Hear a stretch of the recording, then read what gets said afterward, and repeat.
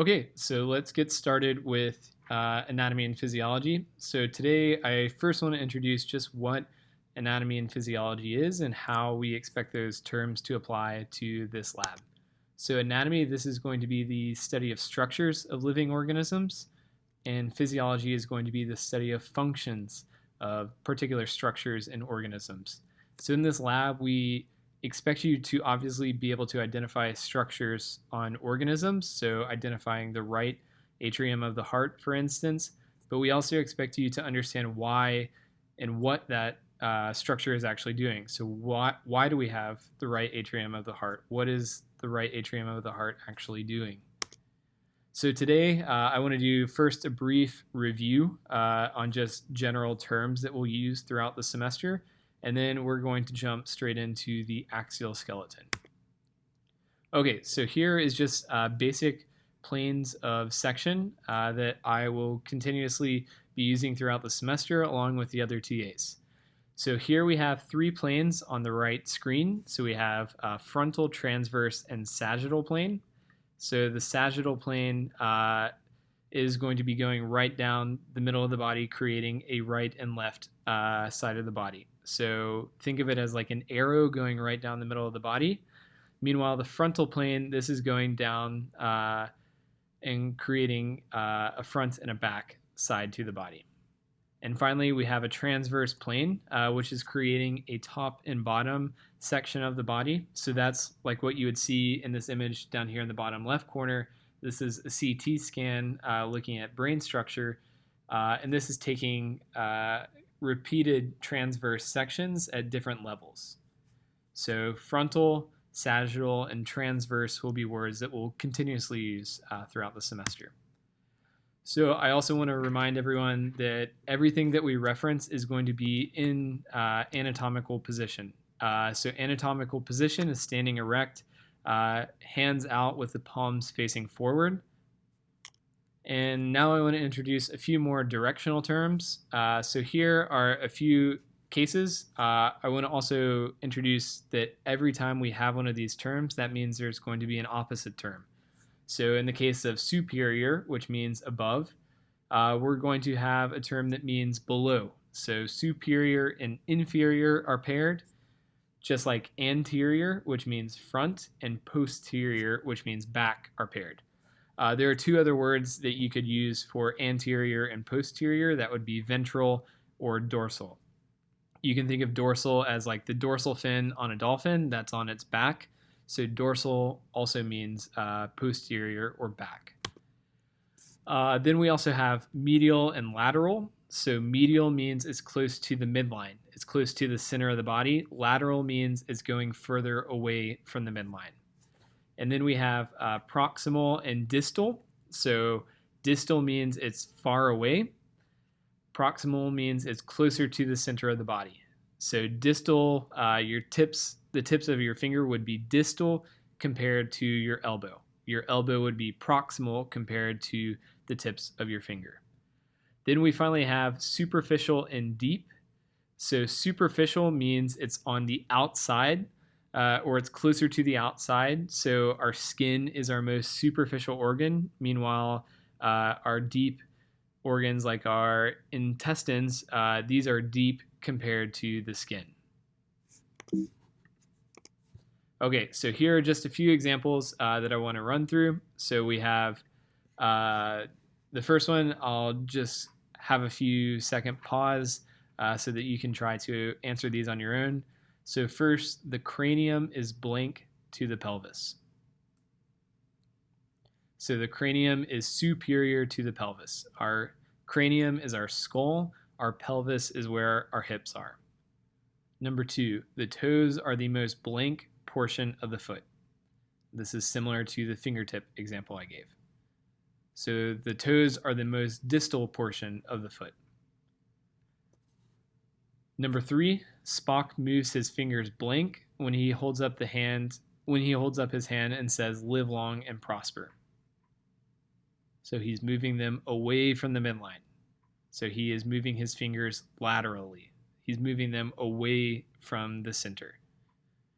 Number 4, if parents actually had eyes in the back of their head, they would be considered a blank feature. So you have two options for this. So if they were in the back of the head, they could be a posterior feature or a dorsal feature. And then finally, number 5 here, muscles lay over bones. That means muscles are blank to the bones. So muscles would be superficial compared to the bones. The bones would be deep compared to the muscles. So that is just a taste of how the language will be used throughout the rest of the semester. Okay, so let's go ahead and get started with the skeletal system. So before we get into the axial skeleton, I want to give a brief overview of the skeletal system in general. So for adults, we have approximately 206 bones. Meanwhile, infants have about 270 bones. So the reason adults have fewer bones is that the bones of infants will fuse throughout time. So bone is our first component of our skeletal system.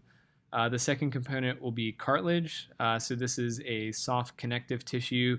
This is what's found in your ear at the tip of your nose.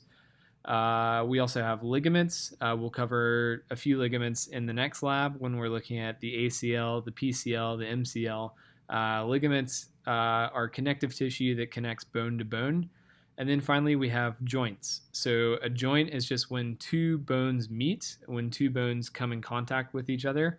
So obviously a knee would be a joint, but joints don't necessarily have to move. So sutural joints are like what we can see over here, what's connecting the frontal bone with the parietal bone. So sutural joints obviously aren't moving, but this is still defined as a joint. So what are the general functions of the skeletal system? So providing structural support. So the reason we're able to sit up straight, not collapse over, is because our bones are supporting our muscles and organs. The skeletal system is also providing protection.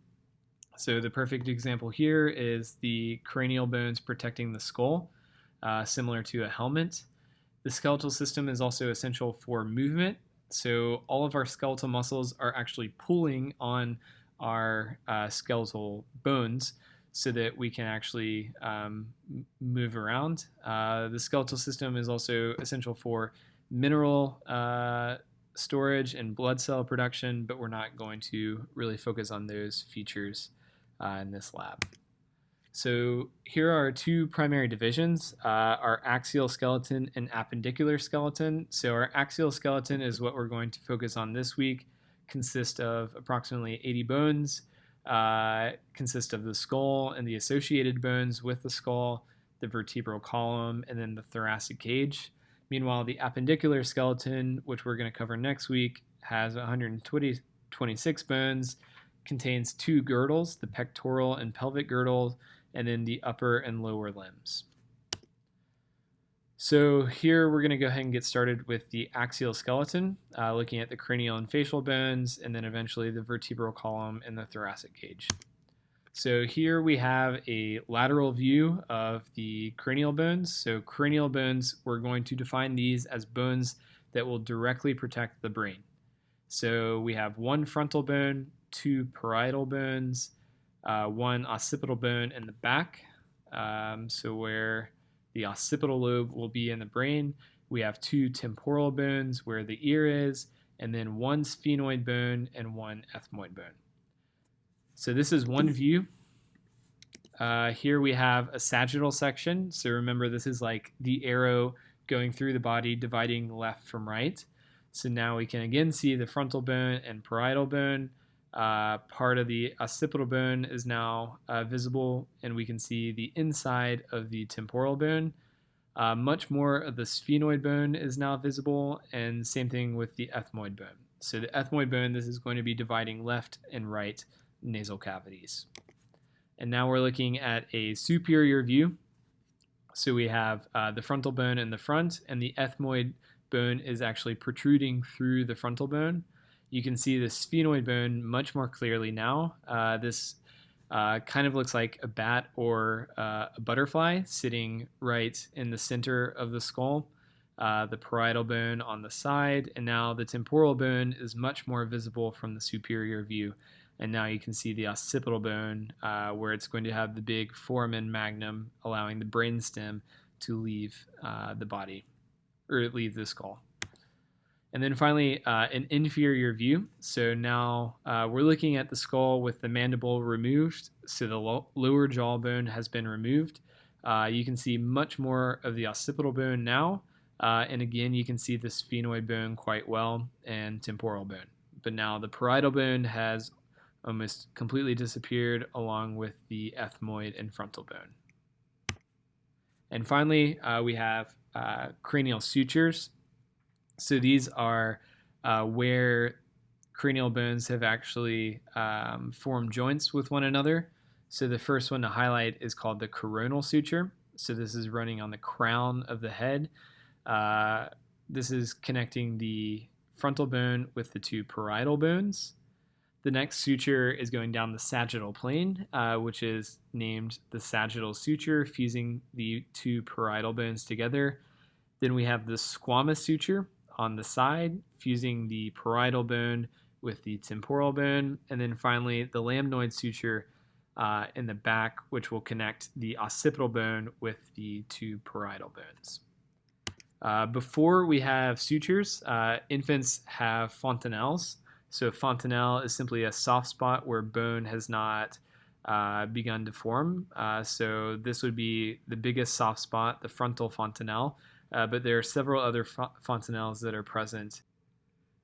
This is one of two articulated skeletons we have in our lab. Here I want to distinguish the difference between the axial skeleton, which we're covering today, from the appendicular skeleton, which we're covering in the next lecture. So the axial skeleton consists of our skull, which is made of both the cranial bones, which are directly protecting the brain, and the facial bones, which do not directly protect the brain. It also consists of our vertebral column. So the vertebral column can be seen here on the posterior side. This is made of vertebrae, the sacrum, and then finally the coccyx at the very end. The axial skeleton is also made of the thoracic cage. The thoracic cage is protecting our lungs and heart. It consists of ribs, which many are attached with costal cartilage to the sternum. The appendicular skeleton consists of the two girdles, the pectoral girdle or the pelvic girdle, which will allow the upper and lower extremity to attach to the axial skeleton. Here we have two skulls. The first one here is a model. The second one here is a real human skull. So on this model, I first want to highlight where the cranial bones are. So again, these are bones that are directly protecting the brain. The first one here is the frontal bone, found where the forehead would be. Then we have the two parietal bones on the top of the head. Then at the posterior region of the skull, we have the occipital bone. On both sides, we have a temporal bone, found where the ear would be. If we open up the skull, this reveals where the sphenoid bone will be in this region, and then it shows a portion of the ethmoid bone. Many of these cranial bones are connected together through sutures. So I first want to highlight the coronal suture found on the crown of the head. This is connecting the frontal bone with the parietal bones. The second suture is the sagittal suture going down the sagittal plane of the skull, connecting the two parietal bones. Then found on the side is the squamous suture. So this I remember by thinking squamous is on the side. And then the final suture is the lambdoid suture, which looks like a lambda sign connecting the occipital bone to the two parietal bones. I just want to highlight that your textbook doesn't always represent how human biology actually looks. So this is a real human skull again, and this is showing where the squamous suture would be found. And there's actually an additional bone where the squamous suture is intersecting. Okay, so now we're looking at specific features on specific cranial bones. So the first bone that I want to emphasize is the temporal bone. So here we have a few features that are visible on the lateral side. There are these two processes. There's the mastoid process and the styloid process. These two allow for muscles to attach to the skull. The next is called the zygomatic process. This is forming part of the zygomatic arch that will allow the temporal bone to articulate with the zygomatic bone. Then finally, we have the external auditory meatus, which allows the auditory nerve to enter into the skull. On the inside, we see that the external auditory meatus eventually leads to the internal auditory meatus, again allowing the auditory nerve to reach the brain. We can still see our mastoid process and styloid process. Now we have this foramen formed between the occipital bone and the temporal bone called the jugular foramen that will allow the jugular vein to remove deoxygenated blood from the brain. From an inferior view, we can see the mastoid process again, the bump down here, which can be felt behind the ear. We can see the jugular foramen, again for the jugular vein. Right in front of the jugular foramen is the structure called the carotid canal, which will allow the carotid arteries to supply blood to the brain. And then finally, a new structure, part of the temporomandibular joint. This is called the mandibular fossa. This will articulate with the mandible and allow us to open and close our jaw. And then finally, from a superior view, we can again see the internal auditory meatus and the jugular foramen. Here's the occipital bone. So the occipital bone from an inferior view, it has two structures. The occipital condyles, these will allow the skull to articulate with the top of the vertebral column with these first cervical vertebrae. So these are just smooth, round bumps coming off. And then we have the foramen magnum. So this is allowing the brainstem to leave the skull and become the spinal cord. Here I would like to highlight a few features found either on the temporal bone or the occipital bone. If it's found on the temporal bone, the word has a T after it. If it's found on the occipital bone, the word has an O after it. For structures found on the temporal bone, I'd like to start with these two processes. The first one can be felt behind the ear. This one is called the mastoid process. The second one is deeper inside the body and is much more pointed, called the styloid process. Both of these processes are coming off the temporal bone and allow muscles to attach to the skull.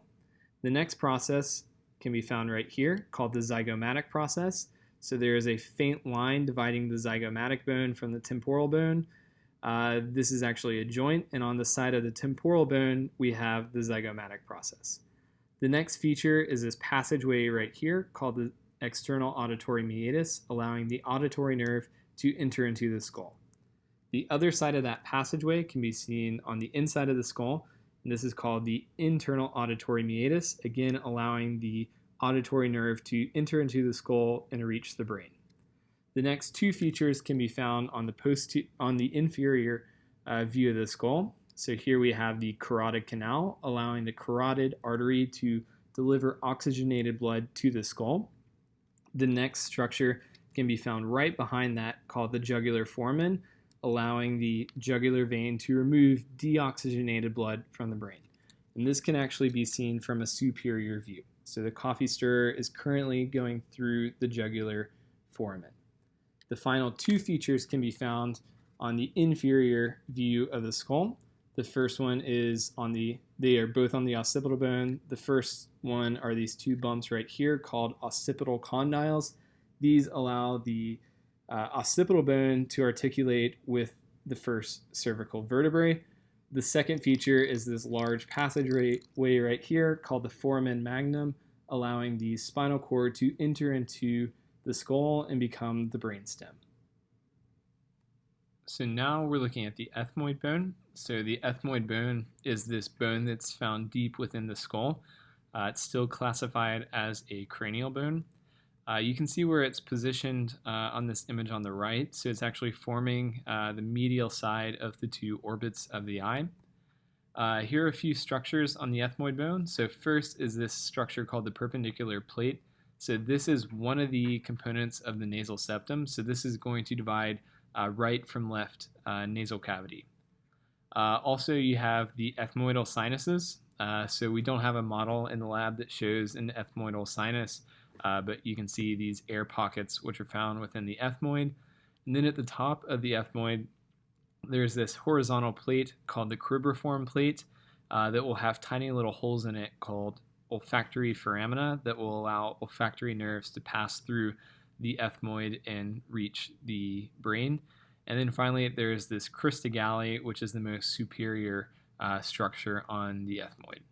So here's just another view looking at the ethmoid. So this is looking from a superior view down into the skull, and you can see the ethmoid bone protruding through the frontal bone. So here we're looking at a portion of the cribriform plate, and you can notice these tiny little holes that are the olfactory foramina that will allow the olfactory nerves to pass through the skull. Next, we have the sphenoid bone. So you can see the sphenoid bone is also positioned deep within the skull. It has several foramina. The first one to highlight will be the optic canal. So we have two optic canals. These will be passageways for the optic nerve. So this is a sensory nerve that is obtaining visual information, and it will send that information from the eye to the brain through these two optic canals.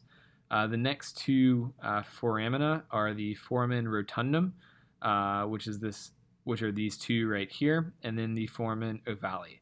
An easy way to distinguish the two foramen is that the foramen rotundum is usually a perfect round circle. Meanwhile, the foramen ovale is an oval-shaped foramen.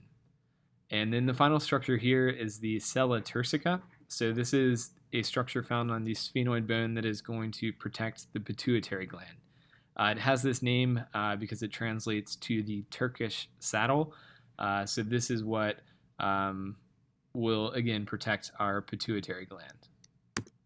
And then we have sinuses in both the ethmoid and sphenoid bone, as well as nasal concha.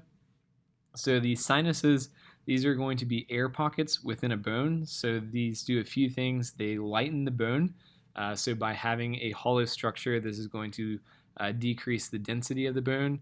And this is also going to be a site of mucus production for preventing bacteria or fungi or debris from getting into the airways. So here we have a sagittal view of the sphenoid, where we can see a portion of the sphenoidal sinus visible, and then we also have the sella turcica. So this is, again, what will be protecting our pituitary gland.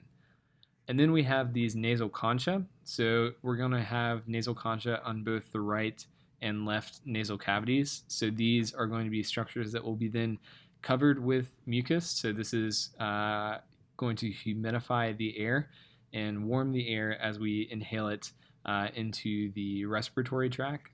These top two, the superior and middle nasal concha, these are going to be part of the ethmoid bone. Meanwhile, this final one down here, the inferior nasal concha, is its own independent bone that will be classified as a facial bone. Here are structures found either on the sphenoid bone or the ethmoid bone. First are structures found on the ethmoid bone. So first, I would like to highlight the perpendicular plate of the ethmoid bone. This is the superior part of the nasal septum. The next structure will be the middle nasal concha. So here's the inferior nasal concha, which is its own bone. Above that is the middle nasal concha, which is part of the ethmoid bone. If we're looking from a superior view, we see this region right here reveals the ethmoid bone. There's a plate running side to side with all the holes in it. The plate itself is called the cribriform plate, and the individual little holes right here are called olfactory foramina, which allow olfactory nerves to pass to the brain. The next structures are found on the sphenoid bone. So right here we have what is called the sella turcica, or the Turkish saddle, which is protecting the pituitary gland. And then we have two foramina, which allow for nerves to pass through the skull. First, we have the foramen rotundum, found on both sides of the sphenoid. And then we have the foramen ovale, which is this oval-shaped foramen, which we can see from an inferior view as well. Okay, so now we're on to facial bones. So facial bones are distinct from cranial bones in that they do not directly protect or house the brain. This image is showing a few of those cranial bones. They're all listed here on the left. So they include nasal bones, lacrimal bones, the maxillary bones, zygomatic bones, a vomer, inferior nasal concha, a mandible, and then the two palatine bones. So here from this side view, we can see the mandible. maxillary bone, zygomatic bone, which will be a cheekbone, the lacrimal bone, which is going to be inside the orbit, and then a nasal bone. A sagittal view now reveals the vomer and palatine bones. So the palatine bone, this will be making up part of the hard palate. Then the vomer is making up part of the nasal septum.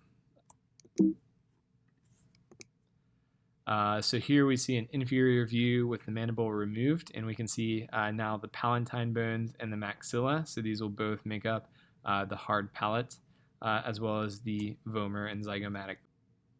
The following bones are facial bones, which do not directly protect the brain. First, we have the two lacrimal bones found where the tear duct will be. Next, we have the two nasal bones. So this is the bony portion of the nose.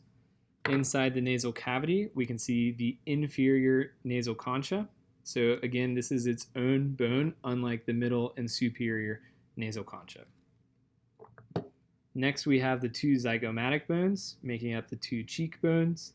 Then we have the two bones of the upper jaw, called the maxillary bones, the one bone of the lower jaw, the mandible. From an inferior view, we can now see the palatine bones, making up the posterior portion of the hard palate, and then we can see the vomer. We can also see the vomer from an anterior view because this is making up the inferior portion of the nasal septum.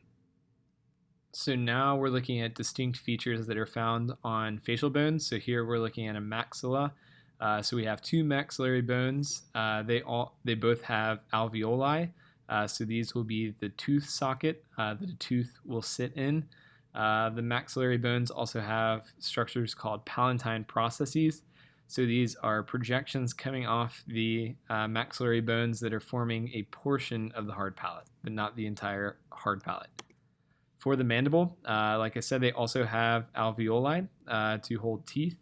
The mandible also has this condyle, the mandibular condyle, that will allow it to articulate with the temporal bone at the mandibular fossa and give rise to the temporomandibular joint.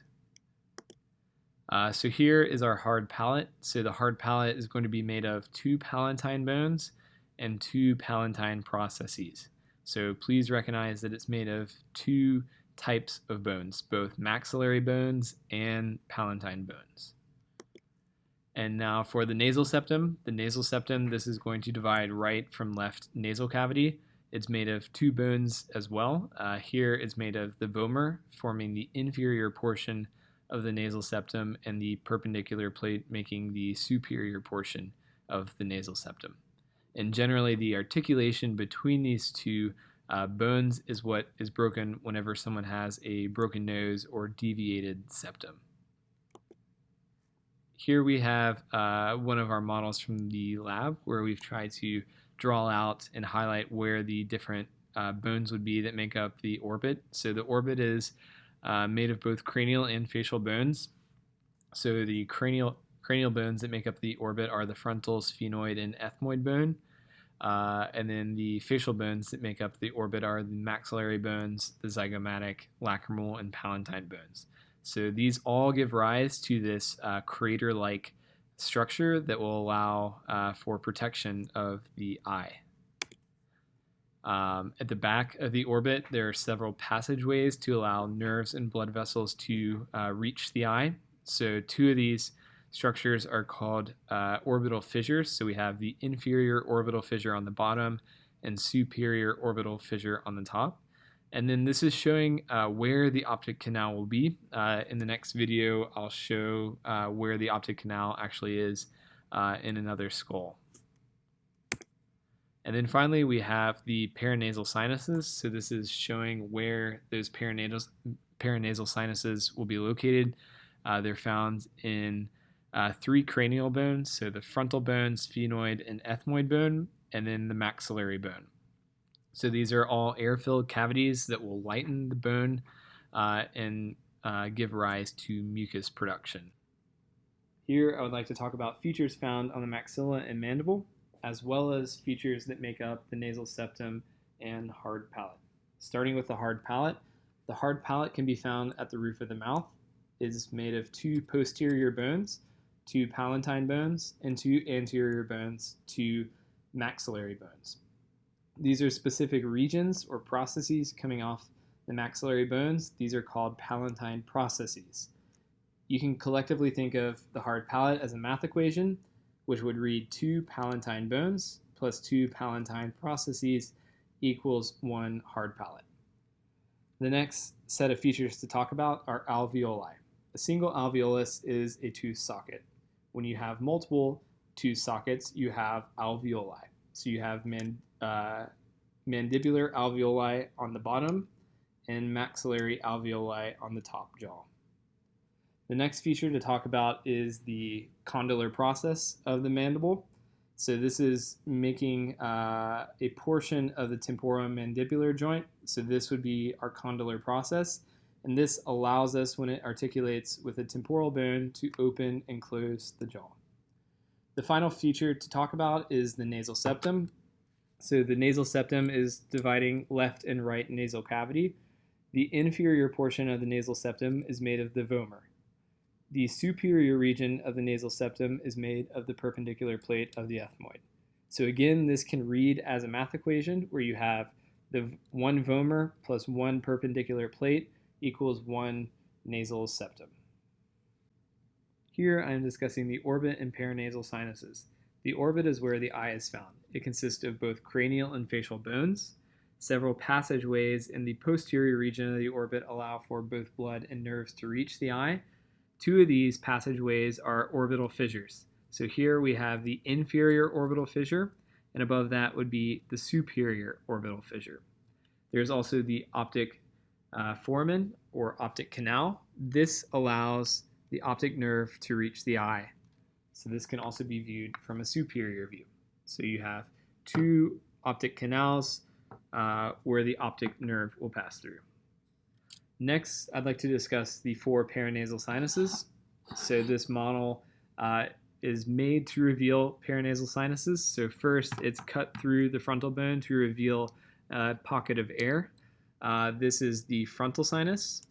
The next sinus can be seen from a superior view. This has removed a portion of the sphenoid bone, revealing the sphenoidal sinus. Next, we have the maxillary sinuses. So these are these little depressions found right here. And then the final sinus, which is not shown in this model, would be the ethmoidal sinus found in the ethmoid bone. Okay, so now we're looking at vertebrae. So here we have the 3 different types of vertebrae, and then the other components of the vertebral column, which will be a sacrum and a coccyx. So the cervical are in the neck region, thoracic, these will all be forming joints with ribs, and then the lumbar is at the end of the vertebral column. On the last lumbar vertebrae is going to be sitting on top of the sacrum, which will then be attached to the coccyx. All vertebrae, cervical, thoracic, and lumbar, will have a set of shared features. So one of those shared features will be the body. This is the weight-bearing portion of a vertebrae that allows vertebrae to stack on top of one another. They also possess vertebral foramen, so this is what will be protecting the spinal cord. They also contain 2 different types of processes, either both a transverse process on the side and a spinous process on the posterior. These allow for skeletal muscles to attach to the vertebrae, and then all vertebrae will need features to allow them to articulate with other vertebrae. So here we're looking at vertebrae that have been stacked on top of one another. So you'll notice that there is this disc called the intervertebral disc separating the bodies between vertebrae. So this provides cushion. It's made of cartilage and prevents bone-to-bone contact. When vertebrae are stacked on one another, they also form this structure called the intervertebral foramen.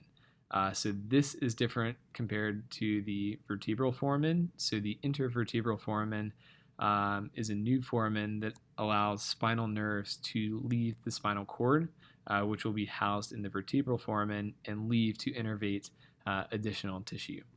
And then finally, we have these components that make up the vertebral arch. So the vertebral arch is kind of like this whole rainbow going around the vertebrae from body to body. The legs of the arch will be pedicles, and the actual curving portion will be called the lamina. So here we're looking at the features that allow vertebrae to stack on one another and articulate with one another. So the first thing to distinguish is that we have a process and a faucet. The process is going to be the whole bony region. The faucet will be the smooth surface that will allow contact to be made. So there is a superior articular process at the top of a vertebrae, and on that superior articular process, which is the whole bony section, we're going to have a superior articular faucet. So the faucet is on the process. And likewise, we have an inferior articular process with an inferior articular faucet. Here, I would like to discuss the different types of vertebrae that make up the vertebral column. In the neck region, there are 7 cervical vertebrae. In the thoracic region, there are 12 thoracic vertebrae, each forming joints with ribs. And then in the inferior region, there are 5 lumbar vertebrae. A convenient way to remember how many vertebrae are in each group is to think about what time people tend to eat breakfast, lunch, and dinner. Breakfast at 7 cervical vertebrae, lunch at 12 thoracic vertebrae, and dinner at 5 lumbar vertebrae. One more thing I'd like to highlight is that there are these discs made of cartilage, intervertebral discs, that are used to stack the vertebrae on top of one another. This model shows many shared features among all vertebrae. One of those features is the weight-bearing portion of the vertebrae, which is the vertebral body that vertebrae will use to stack on top of one another. Another shared feature is the vertebral foramen. So in this case, we have the spinal cord passing through the vertebral foramen. In this model, it's just showing an open hole, but this is what will allow the spinal cord to pass through. 2 more shared features are these processes coming off the vertebrae. In the posterior region, you have the spinous process. On the side, you have a transverse process found on both sides. So in this model, we have the spinous process and then the 2 transverse processes. Collectively, these allow for muscles of the back to attach to the vertebral column. Another shared feature is called the vertebral arch. So that's going from the body all the way around back to the other side of the body. There are 2 components of the vertebral arch. At the very beginning of the vertebral arch, you have these structures called pedicles. Then after the transverse process, you have the lamina. So you have 2 pedicles and 1 lamina. One final feature is called the intervertebral foramen. This is different than the vertebral foramen. Intervertebral means that we're stacking vertebrae on top of each other. So we have now stacked these vertebrae on top of one another and created an additional hole. This hole will allow spinal nerves to leave from the spinal cord and innervate tissue. So now we're interested in how vertebrae articulate with one another. So remember that the intervertebral disc will be separating the bodies, but vertebrae have these additional structures to allow them to form direct joints with one another. So here we have an inferior vertebrae, and above that is a superior vertebrae. The inferior vertebrae is articulating with the superior vertebrae at this point of contact right here. It is using this feature called a superior articular process. On that superior articular process is a very smooth surface called the superior articular faucet. So please remember that the faucet is on the process. So the superior articular process has a superior articular faucet. That allows the inferior vertebrae to articulate with a superior vertebrae. Now the superior vertebrae is also using an articular process and faucet, but it is using its inferior articular process, and on that inferior articular process is an inferior articular faucet. So in both cases, there is an articular process with an articular faucet allowing the 2 vertebrae to attach to one another. Okay, so our next goal is to distinguish differences between cervical, thoracic, and lumbar vertebrae. So here I have a cervical vertebrae, a thoracic vertebrae, and a lumbar vertebrae. So just by looking at their general size, it's quite easy to distinguish differences between our lumbar and our cervical vertebrae, even our lumbar from our thoracic vertebrae. So our lumbar vertebrae is the lowest in the vertebral column. It is bearing the most weight, therefore it's going to have the biggest vertebral body. Another distinguishing feature is that our cervical vertebrae will have these holes in their transverse processes. So these are called transverse foramens. These are protecting the blood vessels that are going to and from the skull. The other types of vertebrae just have a solid transverse process. Okay, looking at just cervical, our top two cervical vertebrae number 1 and 2 are distinct from cervical vertebrae number 3 through 7. So this is our first cervical vertebrae. It is also known as the atlas. This is our second cervical vertebrae, also known as the axis. So the atlas, this is going to be in direct contact with the skull. So remember we have the occipital condyles on the skull. This is what our atlas will be directly attaching to. So this will allow us to rock our head and say yes. Meanwhile, we will have our atlas sitting on top of the axis, which has this additional structure called the dens, and the atlas will be able to rotate around the dens and say no.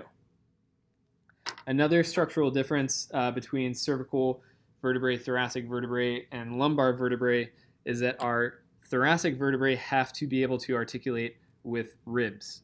So here we have two thoracic vertebrae, and here I have a rib. So when I try to attach this rib, it's going to attach in two locations. First, it will be attaching to these structures on the body of the vertebrae called demifacets. So on this vertebrae, I'm pointing to the superior demifacet. On this vertebrae, I'm pointing to the inferior demifacet. So this rib head will directly attach to those demifacets, and it is also making contact on the transverse process. So this smooth surface where it's making contact is called the transverse facet. So collectively, that is different from any of the other types of vertebrae. And then our lumbar vertebrae has no general unique characteristics. Okay, so now we're in the final stretch of the vertebral column, and then we're going to look at some vertebral abnormalities and then the thoracic cage. So L5, lumbar vertebrae number 5, will be sitting on top of the sacrum, which is this structure here, and then the sacrum will be attached to the coccyx. So the sacrum has to have articular processes and faucets on it to allow it to articulate with L5. The body of L5 will be sitting on top of the base of the sacrum. It will, of course, have an intervertebral disc separating the body. Then the spinal cord will enter into the sacral canal here, and then spinal nerves will be exiting through the sacral foramina. So there are primary curvatures and secondary curvatures. The primary curvatures are what you would see in an infant. So these will be the thoracic and sacral curvatures. But as we start to develop and begin to walk, we need these secondary curvatures to balance our weight. So we'll start to develop a cervical and lumbar curvature as we age. So there are, of course, abnormalities with the vertebral column. So one of these would be scoliosis. So this is affecting the thoracic region, so the region where the ribs are found, and this is resulting in a lateral bend. So here we're looking at a posterior view of a skeleton, and this is showing a lateral bend in the thoracic region. So this would be an example of a patient who has scoliosis where our thoracic region has shifted to the side. Another example would be kyphosis. So this is also known as hunchback. This is also affecting the thoracic region, but instead of a lateral bend, we have a posterior protrusion of the thoracic region. And then a final abnormality is typically found in pregnant women. This is not a permanent abnormality, but instead of affecting the thoracic region, this is affecting the lumbar region. and this is a compensation for the additional weight that is being put on the vertebral column. Okay, so here we're looking at the thoracic cage. So it's made of the sternum, the ribs, thoracic vertebrae, and costal cartilage. So we have the sternum here in the very center of the chest. Then we have the costal cartilage that is connecting the sternum with the ribs. And then the ribs will be attaching to thoracic vertebrae in the back. If we look at just the sternum has 3 distinct regions. The central region is called the body. The inferior region is called the xiphoid process. This is what can be broken off if CPR is performed inaccurately. And then the manubrium is the superior region, and then it has the jugular or sternal notch at the base of the throat. And then here we have just the general anatomy of a rib. They're relatively simple, with the head articulating with the demifaucets on the body of a vertebrae, then the tubercle, which is a little bump coming off the side of the rib, allowing it to articulate with the transverse process, and then the body of the rib is the remaining portion of the rib. So here it's showing how we'll be articulating our rib at the transverse facet. So we have our transverse facet on a thoracic vertebrae, and then an articular portion of the tubercle on the rib articulating with the transverse facet. And then finally we have different types of ribs. So we have true and false ribs. Collectively, the false ribs are 8 through 12, and the true ribs are 1 through 7. True ribs are true because they have a costal cartilage that fuses them directly to the sternum. Meanwhile, false ribs do not have a costal cartilage fusing them directly to the sternum. There are 2 types of false ribs, vertebrochondral and floating ribs. Vertebrochondral still have costal cartilage, but the costal cartilage of these ribs is fused with the costal cartilage of a rib superior to them. Meanwhile, the final 2 ribs, 11 and 12, are floating, and they do not have costal cartilage connecting them to the sternum. Okay, so here are the final features of the vertebral column. Here is a sacrum, and here is the coccyx. The sacrum will be sitting right below our final lumbar vertebrae, L5. It's going to have a base, allowing it to articulate with the body of the last lumbar vertebrae. And it also has superior articular processes and faucets to allow it to articulate right here with our last lumbar vertebrae. It is actually several vertebrae that have fused together throughout evolutionary time. So you can see intervertebral disc, or at least the remnants of them. It has sacral foramina. So these allow sacral nerves to leave the sacrum because the spinal cord will ultimately be entering here into the sacral canal, and then the nerves will be exiting through the sacral foramina. And then the final structure that will attach to the sacrum is the coccyx, also known as the tailbone. So our next goal is to look at the components making up the thoracic cage. So the thoracic cage is what is protecting our lungs and heart. We have a thoracic cage wrapping around the entire thoracic region. Remember, the rib head is originating on the thoracic vertebrae. So we have our 12 thoracic vertebrae, and we have 12 ribs per side. So these ribs have costal cartilage. At least the first 10 have costal cartilage that will fuse with this structure right here, which is called the sternum. The sternum is made of 3 primary regions: the central region, which is called the body, this inferior tip called the xiphoid or xiphoid process, and this superior region called the manubrium that has an additional feature on it called the jugular or sternal notch. So if you press at the bottom of your neck, you're actually pressing into the sternal notch. Now, the 3 different types of ribs differ depending on their relationship to costal cartilage. So our first 7 ribs are called true ribs. This is because they have costal cartilage coming off of them that will attach them directly to the sternum. So here we have 1, 2, 3, 4, 5, 6, 7. This last rib has costal cartilage connecting it directly to the sternum. The remaining 5 ribs are called false ribs. The next 3 are a subset of the false ribs called vertebrochondral ribs. So these still have costal cartilage, but the costal cartilage coming off of these ribs is fusing with the costal cartilage of the rib superior to it. So ribs 8, 9, and 10 are vertebrochondral. The final 2 ribs, I'll flip this around, are called floating ribs. So these can be seen down here. These do not have costal cartilage coming off of them. They are simply floating. Okay, so the final structure to look at in the axial skeleton would be simply a rib. So a rib is a pretty basic bone. It has a head.